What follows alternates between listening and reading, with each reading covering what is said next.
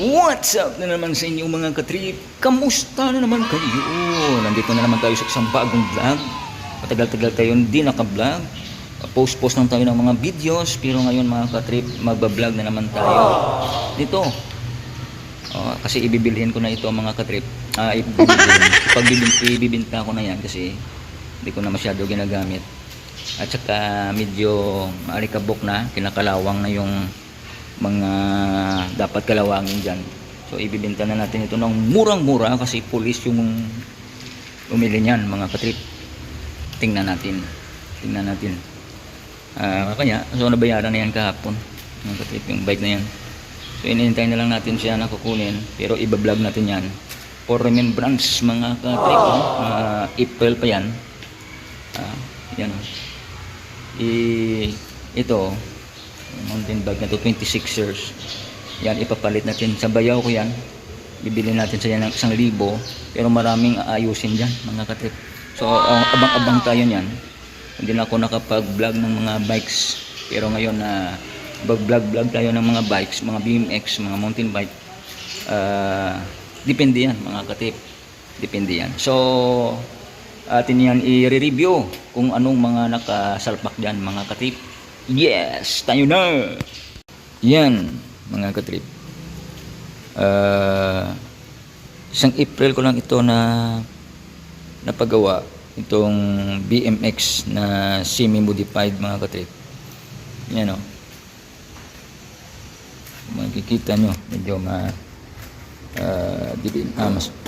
maaraw dyan. Yan o.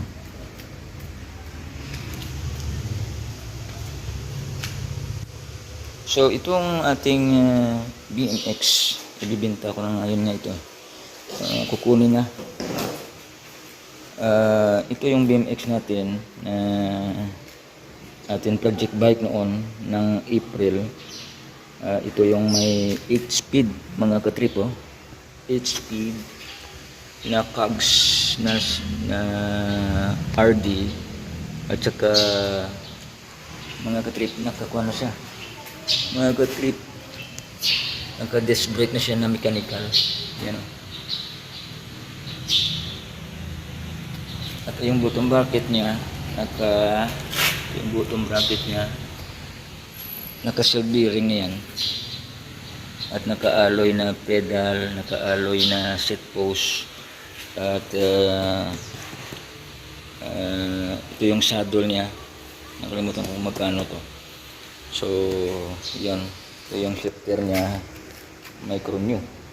Mga katrip. Yan. Yung shifter niya. HP din. So, yan. Yung brake niya. Malambot. Naka-B-brake yung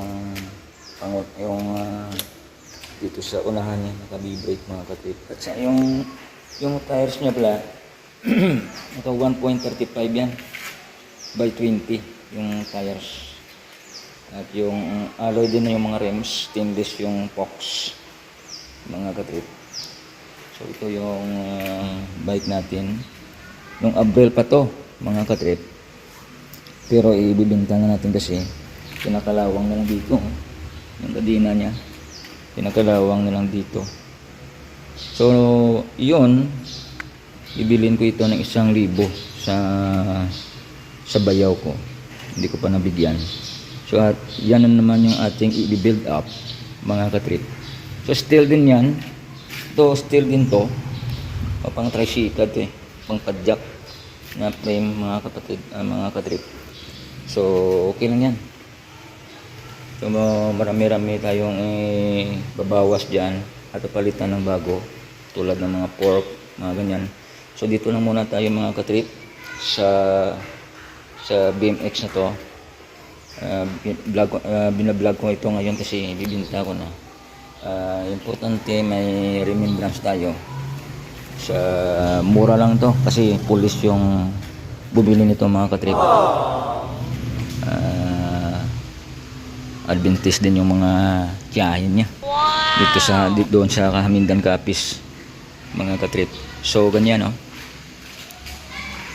naka-B-brake yung pangharap, yung rear niya rear na brake niya, naka disc brake na mga katrip. Quick release din ito, yung kanyang seat post, pwede yan ma-adjust. At alloy din yung kanyang tawag ito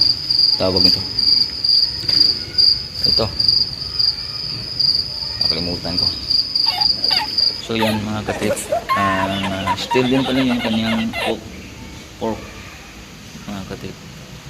So pwede yan pang lagaw-lagaw, pwede rin yan pang long ride yan. Kasi may kambyada mga katrip. So just for now ito lang ngayon yung ating pagbablog mga katrip.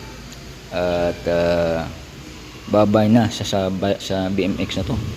Kung nag-enjoy kayo sa vlog natin mga katrip nitong araw, please like and share sa ating mga videos mga katrip. Thank you!